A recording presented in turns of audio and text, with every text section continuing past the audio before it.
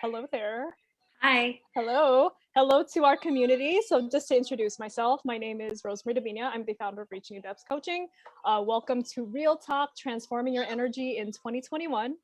I am super excited for my guest for April, and we've known each other actually for a few years. So if anyone is going to be on this call and listening to the replay, or you're on live already, if you went to USF, or if you are in Omicron Theta Chi sorority, give us a little heart there in support.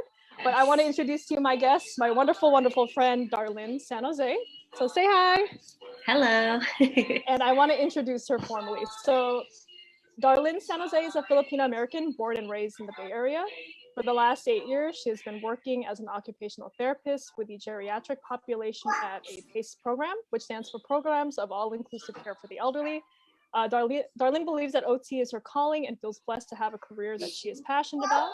She met her partner in college, got married in 2016, and they're both raising an almost 2-year-old daughter. Recently, Darlyn started her own podcast called Wifey Moms, where she discusses their journey as an LGBT family, women empowerment, and spirituality and healing. This year, she became a Reiki practitioner, energy healer, and also started a crystal jewelry business with her cousin, where pieces are dedicated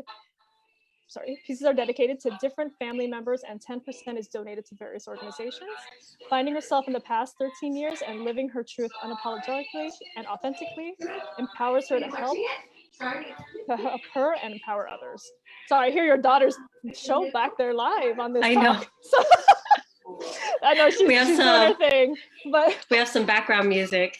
We do. It's part of the talk for today, guys, for some coping mechanisms. Yes. But Dar, thank you. Thank you so much for being here today. Yes. How are you Thank feeling? you for having me.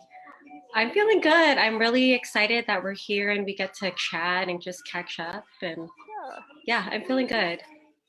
Awesome. Tell me a little bit more about your story and where you came to be. So for reference, we met each other. When did we meet each other? 2005, 2006? 2006. 2006. So it's been quite some time. I know both of our lives have changed. Holy moly. Since then. Yeah. There's so much going on, both personally and professionally. So tell us more about you. Yeah, so graduated from USF in exercise and sports science.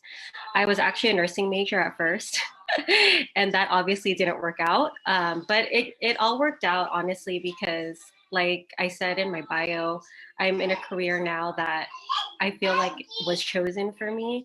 I feel like I can help people live their life to the fullest and help them adapt in ways that allow them to do that.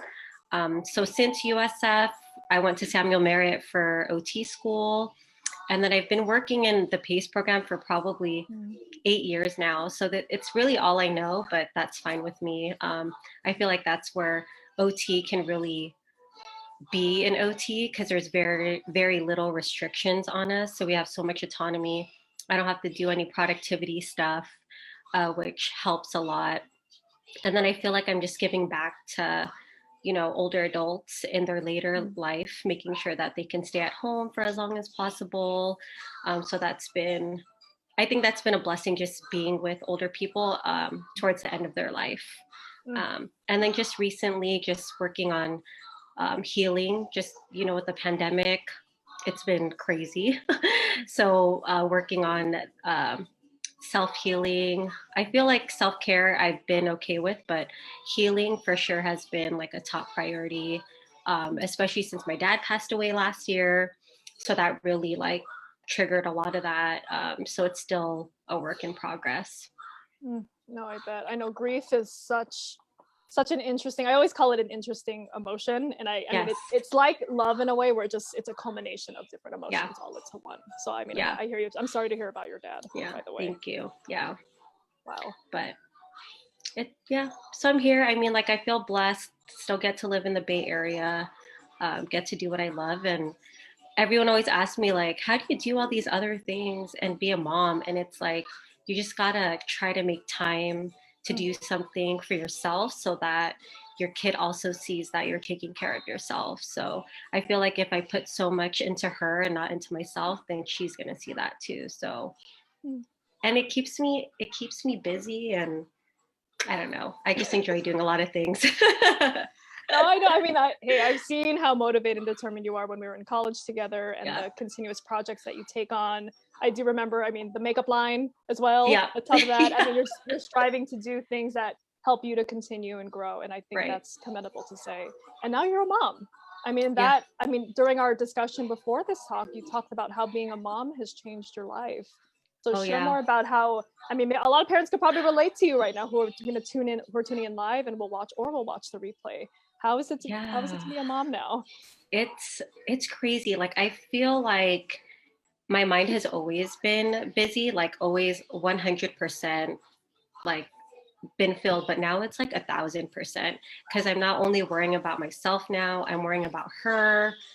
It's made me like think about my relationship with my own mom and how that's kind of built my character. And now I'm like reflecting on like how I'm raising my daughter and what I want to pass on to her. So it's just been a lot of like deep reflection. And I mean, she's only almost 2, but the first year was hella hard. Like, I don't think anyone, like, I don't think anyone can prepare you to be a new mom. And they don't talk a lot about postpartum. Like, there's some of it, like, oh, postpartum depression, postpartum anxiety, or whatever. But, like, the roller coaster that you're on, that your body is on, that your mind is on, it's just crazy.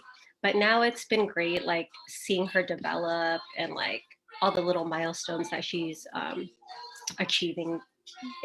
That's the part that's fun right now. Mm. May I ask for those? I mean, I have not given birth to a child, so there's that aspect of it I don't personally understand. But what is it that you've experienced differently that no one has told you prior to getting pregnant of what you could experience after the fact or after giving birth? I mean, oh my gosh. So when I gave birth, I chose to do it unmedicated. I didn't want the epidural because I wanted at least like some control during my labor and delivery, like if I needed to move and all that stuff. But physically, I wasn't prepared for like the lack of sleep. And then on top of that, breastfeeding her, like everyone makes it sound like it's like, oh, she's just gonna latch on and it's gonna be fine. No, like my nipples were so sore. That's part of it. Like, and then I still had to feed her. So it's like opening like a wound every time she was breastfeeding until we finally got our groove. Um, and if it's TMI, sorry, but like I tore also. So like I could barely walk from like probably from like the room to the bathroom without feeling like so much pain. And then yeah, that part I just wasn't prepared for. Like, I'm pretty sure they talk about it, but once you're actually going through it, you're like, shit, this is hard. At least it was for me. I think everyone's different and has their own postpartum journey, but physically it was really rough. And then you have like one appointment afterwards, like with your OB, and that's really it for the mom. That's it. That's all you get. Yeah, interesting. Yeah. I guess I think there's a mom in our chat right now who agrees with you on your journey. It's something you can't predict, from what I'm Yeah. hearing, and you go through that experience. So for you, what have you had to do for yourself to really cope with and get through those days that were really rough on your body from the pregnancy, rough on your mind, and even with the body too, physiologically, like with your hormones. Like your hormones Right. have also shifted Yeah. as well, which affects the way you think, the way that you feel. So please Yeah. share that. It's not too much detail. I think everyone here, if you're a Okay. mom, they can relate to it. This is your experience of what Yeah. you're a mom, because I know that it also has sparked a lot of growth for you to go Yes. through all this too. So For sure. I think for me, I was really lucky. Like my partner was so supportive, and her just giving me time to rest, like literally remind me to rest. Cause there were times I'm like, oh no, I could do it. Get up. And then I start hurting down there. And then, she's just like, dude, like just sit down. Like it really taught me to like listen to my body and like rest. But not everyone has that support in place. And I think that's what really helped me, is having that support in place to just remind me like, you do have me here. You don't have to do it all by yourself. That's still something we're talking about now. Because I think other moms out there, even if they do have a partner, they feel like they have to do it all themselves. And if you're lucky enough to have a support system in place, it's, you got to use your resources, especially if they're offering it. Like that's the biggest thing I've learned now is like, if people are offering help, then take it. Like there's a reason why they're offering it to you. So I think that's the biggest thing I've been learning now is just to accept help. It's huge. It's huge. Sometimes we have, and I can sometimes be like that as well. Like I will, offer help and I can give help endlessly, right. But sometimes I can't accept it in return. And my partner knows that as well. So she knows that it's hard for me sometimes. And I have to think about why it's rough, why it is rough for me to accept help. But I hear you on that. Yeah. And I've been like that though, like forever. And it's my upbringing. As much as I reflect on it, it's my upbringing because I felt like I had to do a lot of stuff for myself because first gen, I'm like a daughter of first gen immigrants. So like they had to do their own thing. I'm the oldest. So it's like I had to figure out things and then help with them and then help my brothers. So it's like I'm just used to like taking charge. What helped you to, I know you mentioned that you just accepted the help for what it is, but what finally inside of you just truly accepted it as the kind gesture of receiving help from your partner? That's a good question. I want to say just exhaustion. When there's no other choice. No other choice. And it was just like, okay, I put my hands up, like I need help.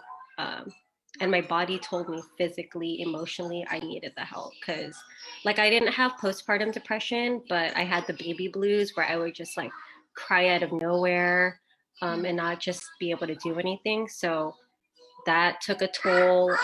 But yeah, it was really just surrendering. I think that's the word for it. I had to surrender. And I think from that moment on, I think I've been allowing more help into my life after that. That makes sense. Well, I'm going to ask you about your partner. I know who your partner is too, but being married to a woman and raising a daughter, these are new times that come with same-sex partners or relationships are out there raising kids. Has that have you noticed any issues that have come up from having your kid and being a lesbian couple? Have you noticed any difference? Not so much. Like we're lucky because we're surrounded by like family and friends who support us.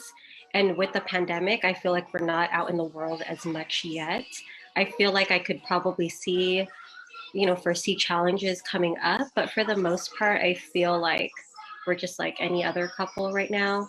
I'm the one that gave birth to her. So I think one challenge that had come up initially is I think she was afraid that she wouldn't have the same bond with, with our daughter just because biologically, like she has my genes and I gave birth to her, but it's not the case at all. Like, our daughter loves her maybe even more because I'm the one that's like the disciplinary one. I'm the one that like, tries to set the tone. And she loves to play with my partner. Like they do a lot of fun things together and I'm more of the like nurture and disciplinary one. So, but yeah, sense. But I do wish like when people put out like language to me matters. So when people talk about like, their husbands or like their boyfriends, I feel like they just put that person, like they make categories, I guess, that make sense. But I think in general, like there's a pattern with the person that gives birth and the support person. Like I feel like those are just common themes. You don't have to be like a male or whatever to experience certain things. Like it affects the other person that's, the support person, if that makes sense. Oh, it does make sense. Go into a little bit more detail about that because I know that's what also sparked your podcast, which you can introduce. Moms and how this whole idea came up because it is centered around your family, around your marriage and your life and where it is now in 2021. No, I guess it's more of like what I see on like Instagram, like, oh, husbands and blah, blah, blah are like this, but I feel like if people can like change it and be like partners or like the support person is like this, and this is how it makes like the birthing person feel, I don't know, like just language to feel a little bit more inclusive, so that we don't feel different. And I think, and I started the podcast because I just foresee things happening in the future, and I wanted to educate people more on how same-sex couples can start families. I think everyone assumes like we have to either adopt or we do IVF, and there's just other options out there for us in starting a family. Families look so different. Sometimes it's not even like, two of the same sex raising a family. Sometimes it's like grandparents raising a family or whatever. Just to put more education and awareness out there. And then as challenges arise, I'm definitely going to talk more about that on the podcast. Gotcha. Have you started the podcast already? Just to confirm. Yeah, I started it, I think, mid-February. Mid-February. Okay. Yeah. So I think I have like 4 episodes right now. So if you're interested in like my coming out story, that's on there. Recently spoke about how we chose a sperm donor. That's on there. And then our pregnancy journey is on there as well. Do you mind sharing one of those stories now on this talk? Which one? I know, the first one that actually came up, and I think this is just a very unique topic, is about the sperm donor. Oh, and yeah.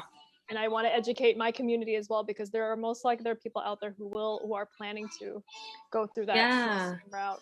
So I would love to know more about that, even for myself, just that journey and how that was like for you and your partner. Yeah, I feel so when we decided that we wanted to get pregnant, we both knew that we wanted an anonymous donor.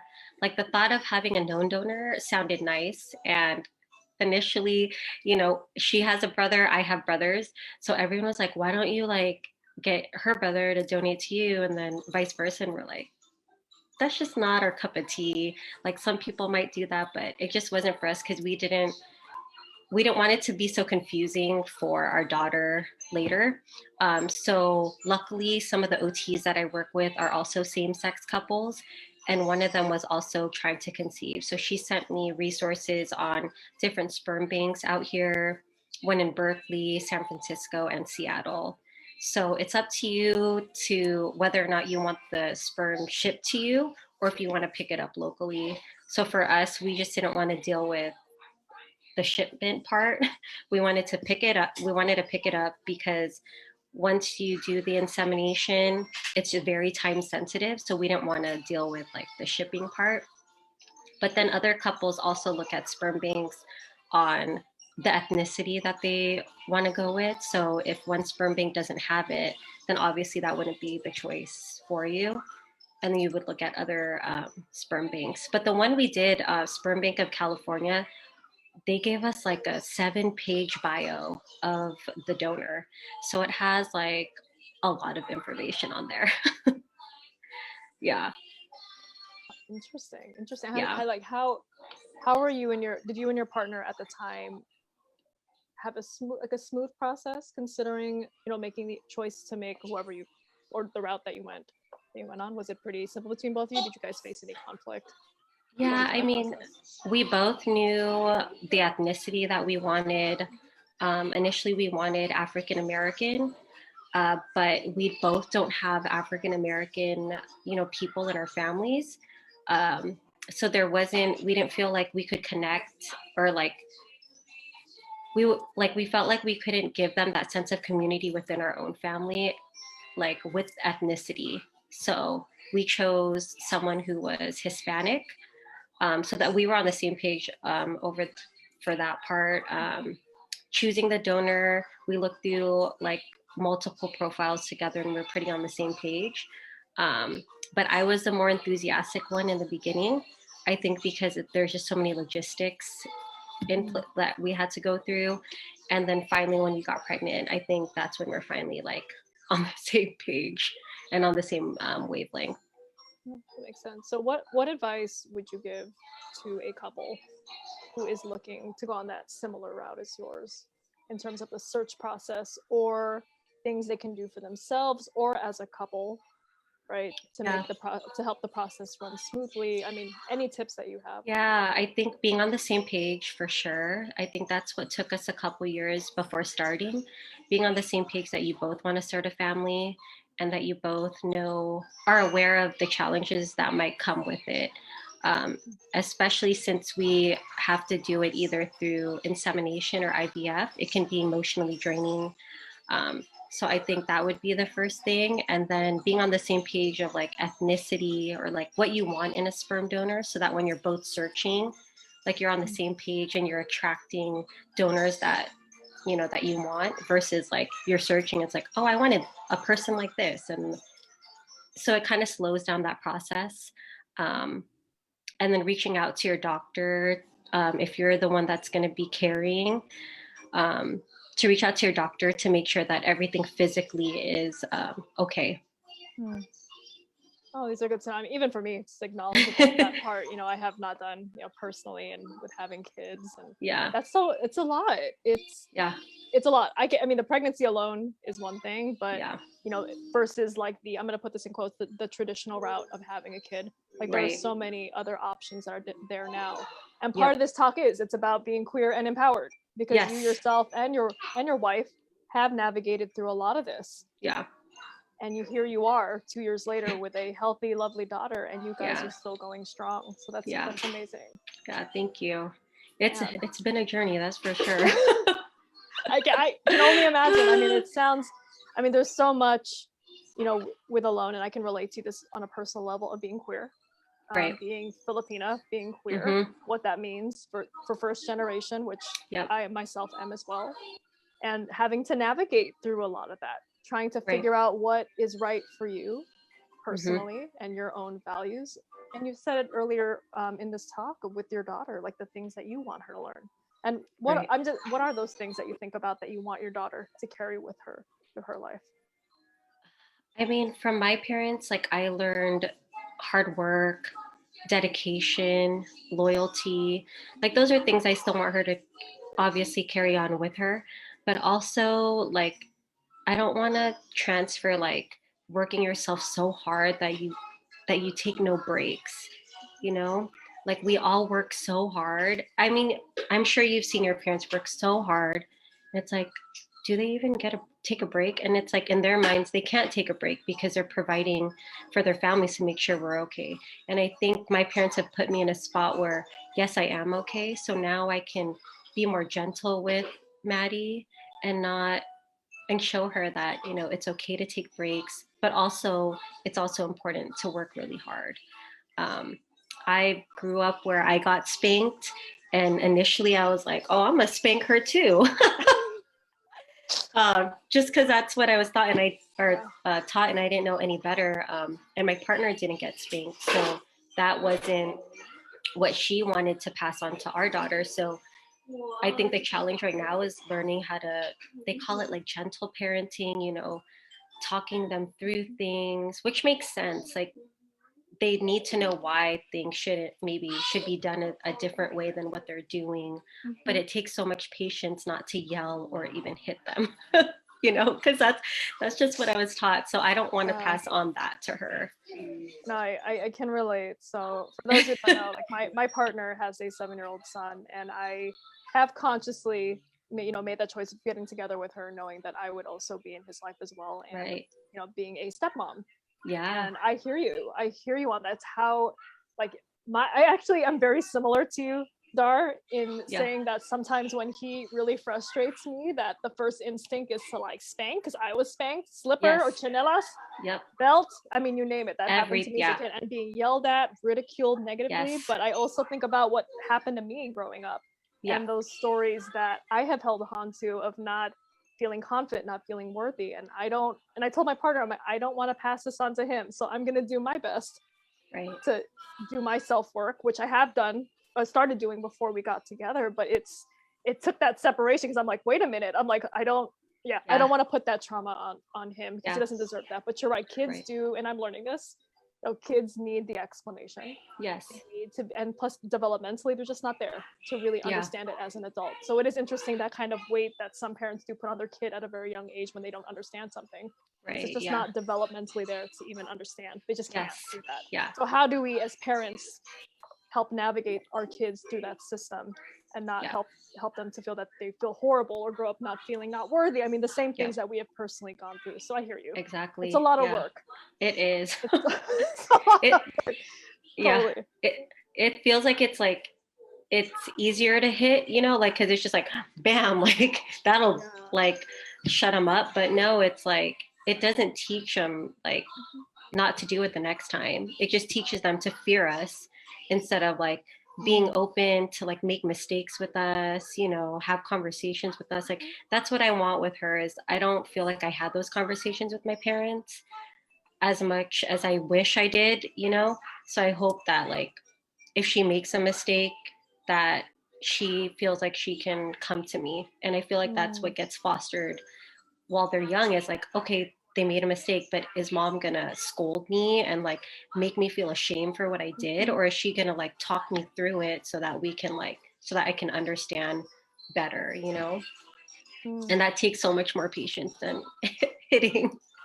Well, it's a lot of work, and it's a lot of, especially if you came from a certain school of thought of hitting. I'm not saying, again, me being live on this, not advocating that hitting is the right thing, absolutely not. But for some of us, like my parents are old school that way too. They did hit us, and that was normal, right?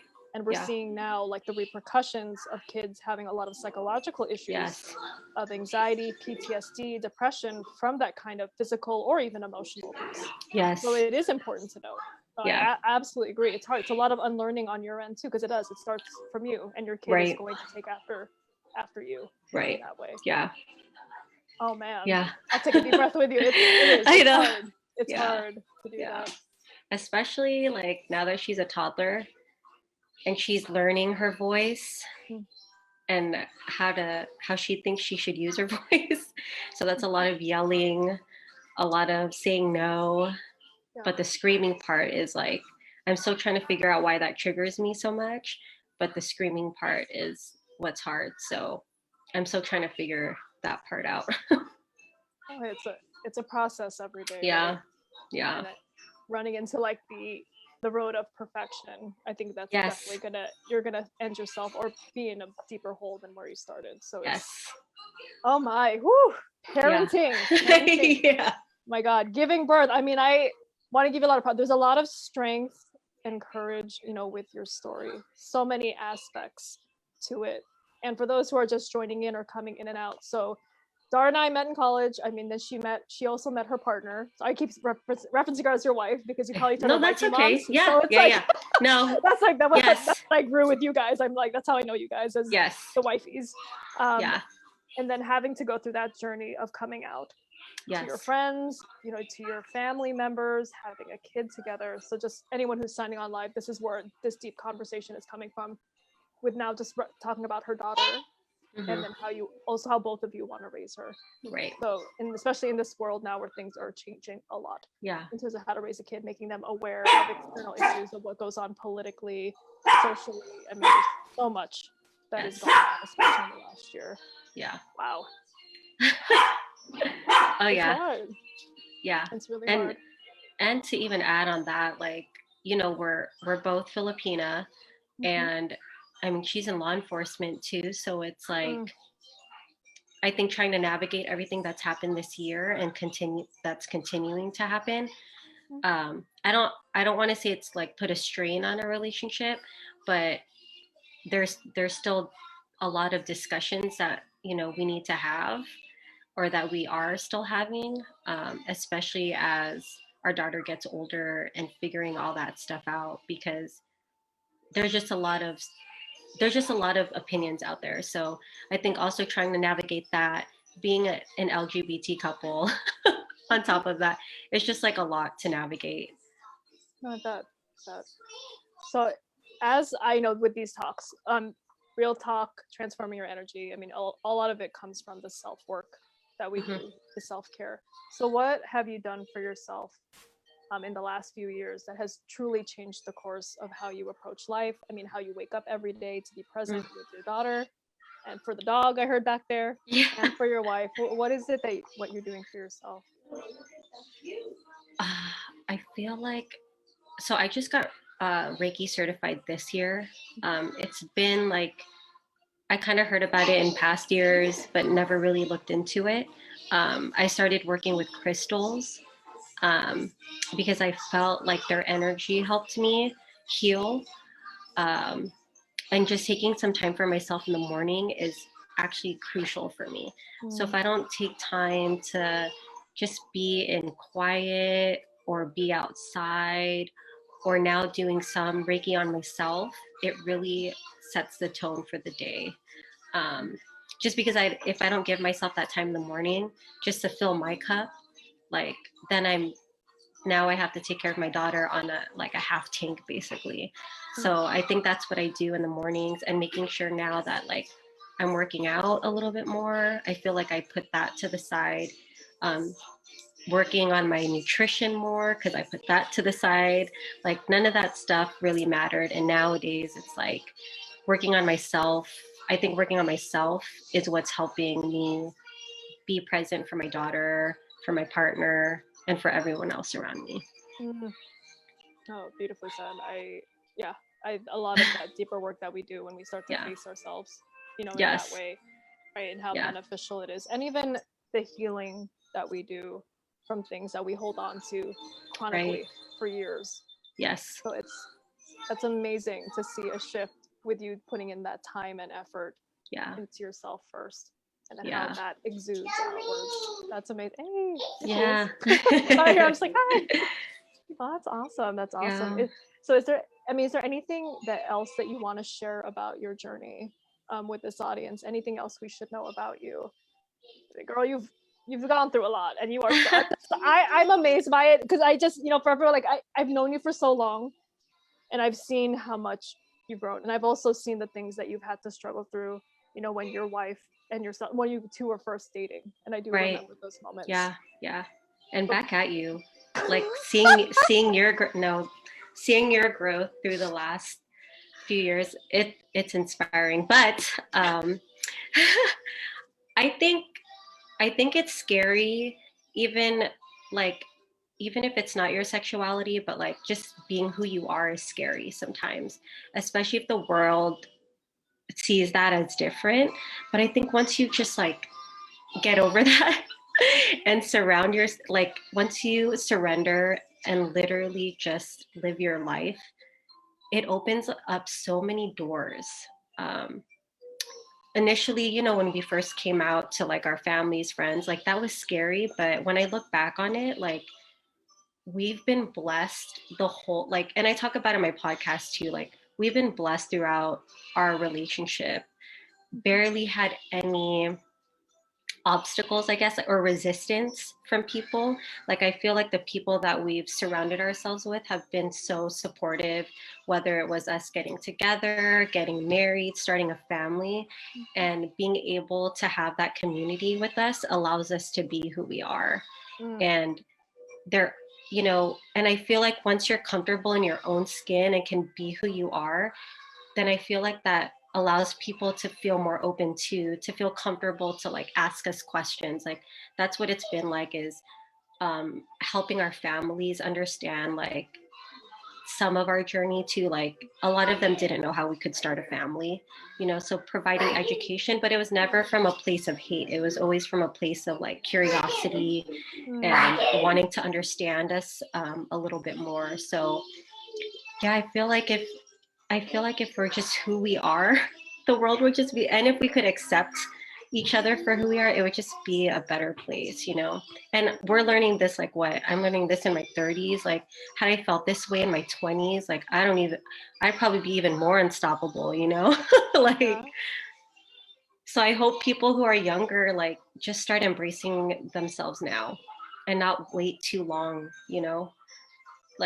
and have the weight of the world on them, like for so long, and then finally, like you're in your 30s and you're finally shedding. It's never too late, of course, to shed all of that, but the earlier you do it, like the more fulfilling your life will feel. Sorry, that was like such a long answer. Oh, it was a great answer. I mean, I had someone say this is powerful. So let me ask you this, and this is you probably have to link yourself or bring back 20-year-old Dar into this scenario, but what would you tell your 20-year-old self on how to, and this is going to go to any 20-year-old. I mean, I can relate. I'm in my 30s too. In your 20s, like in your teens, they're just different eras, different decades that just encompass a lot. And like, yeah, I can say physiologically speaking, only part of the brain. Developmentally, there could be certain things that are there, some certain things that are missing that you don't acquire till later. But Yeah. however, minus all of that, if you were to tell your 20-year-old self like 3 tips on how to start embracing yourself, what would that Yeah. Oh man. Okay. be? Take your time. I know. I'm like, I probably would tell her to let go of everyone's expectations that she thinks people have on her. I think that was like a big part of growing up. Like, I just felt like the world expected everything of me. So that would be the first one. The second one would be like, who cares what other people think? Like, if I had that mindset, like, who cares what other people think? I feel like, I feel like I've done a lot since then, but can you imagine like having that mindset, like just doing what you want to do and not caring what other people think about you? Like, I feel like in my 20s, that's what it was like. What are they going to think about me? Like, what are they going to think about me if I'm gay? Or like, what are they going to think about me because I'm not a nurse anymore, or that I'm not going to pursue nursing? Like, so that would be number 2. And then number 3 would be, it's okay to accept help. Yeah. I feel like the weight would have been lifted off my shoulders if I would have just been okay accepting help. No, these are great. Thank you for sharing that. That was deep. I was like, I haven't even thought about that. But it's so funny because I've heard that like on other like podcasts and stuff I've listened to, and I was like, what would I say to that, like my 20-year-old self? And I never really reflected on that until now. And by the way, for anyone tuning in or watching the replay, these are questions you could apply to yourself at any age, or any point in time where you feel like something needs to change within you. Yeah. Just asking yourself these questions and giving yourself permission to be there, to be in that moment too. So I think sometimes the more that we resist these feelings that come up, whether it's being afraid, being anxious, it actually creates kind of like a rebound effect of making things a little bit worse or a little bit more exaggerated. So the word you kept using during this conversation is to surrender, to be in that moment, to know that it's okay to be in that moment and feel that way. Yep. And what you choose to do next, what you choose, your thought, your action, I mean, that's where you get to choose really what happens after you feel that way and after you can surrender into that feeling. Right. So I think that's very powerful to note. I like that. Yeah. Thank you for sharing that. Yeah. I know this is what I do, girl. This is the deeper work that I do. I love it. To the thought process in terms of what this really means to you. And you said it very beautifully. And actually, Mark here had said 3 incredible pieces of advice. So you got some good feedback of people tuning in. All right. You. I appreciate your story. So is there anything else you want to share? And it could be a story, or it could be upcoming things for your business or for your practice. Oh yeah. Well, so if you're not, if you listen to podcasts, if you enjoy that, I'm on Spotify, or I believe Apple Podcasts. It's called Wifey Moms with the Z. And just a little background, like, I know I say partner a lot. I like to say partner. My partner likes to say wifey. So it's just in the name. Before we got married, she used to say wifey boys. I don't know why. She still doesn't know why. And then when we became moms, I was like, I'm going to change that to wifey moms. And then that's how I started like an Instagram on it. And then the thought of just starting a podcast had started to like manifest. And then finally I was like, we got to do this. So yes. So if you're on there, definitely check it out and like share it with anyone you feel like would benefit from it, especially moms. Like, I can't wait to start like interviewing more people to be on there, because really it's just my voice right now and my story, which is fine, but I want to get more people on the podcast with me. So if you're interested and want to share your story too, I would love to have you on the podcast.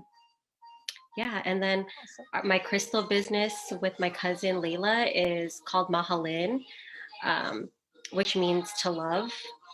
We spell it with a Y because both of our names have Lynn in it. It's normally with an I, but we put a Y instead.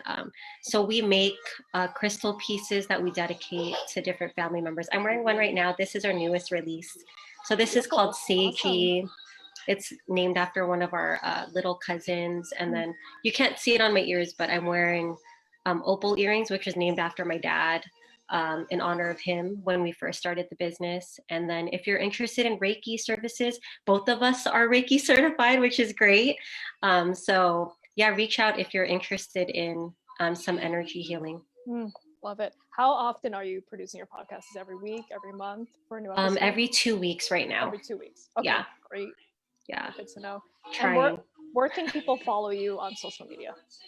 Oh yeah, so it'll be at Wifey Moms with a Z. Gotcha.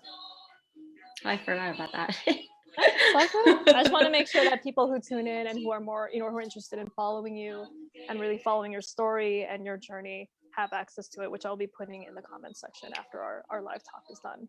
So this is great. You've shared some really deep pearls. Thank you for being courageous to share your story. I know a lot of it has heavy weight for you, but I think people will be inspired, and people are inspired by how much you've been through and how you actually persevered, and you are continuing to do that, continuing to grow in all aspects of your life, personally, as a mother, as a businesswoman, and you're still able to do all of that, but most of all, be you. So I think it's wonderful. Thank you so much for sharing your story, Dar. Thank you. Thank you. I appreciate it. No, it's really awesome. So before we head off, I just want to say for Reaching New Depths Coaching, there is a challenge coming up called the Start Your Journey Challenge. I started this in April. I'm doing it again. In March, and I'm doing it again in April. And if you're looking for ways to start your journey, simple, clear steps to do that, that is what I'm offering. It's something that I do individually with my clients one-on-one, but also now I'm bringing out more to the public. And again, it's simple ways to really reach your goals, and truly live the life that you envision for yourself. And if you're interested in having that conversation with me, feel free to reach out to me. You can direct message me. There is also a link in the bio with the Start Your Journey Challenge with more details on dates, time, and it's free $99. Doesn't cost a thing. All I ask is that you spend 30 minutes with me for 3 days, and you will get all the content and all the video that comes along with it. So I just want to put that out there before we shut off live. But thank you so much, Dar, for being my guest for April. You are amazing. And again, anyone who's going to follow her with more information, I will provide that information in the comments shortly. But for now, community, thank you for tuning in. Thank you. And we'll be back again in May. So take care. Bye, everyone. Bye.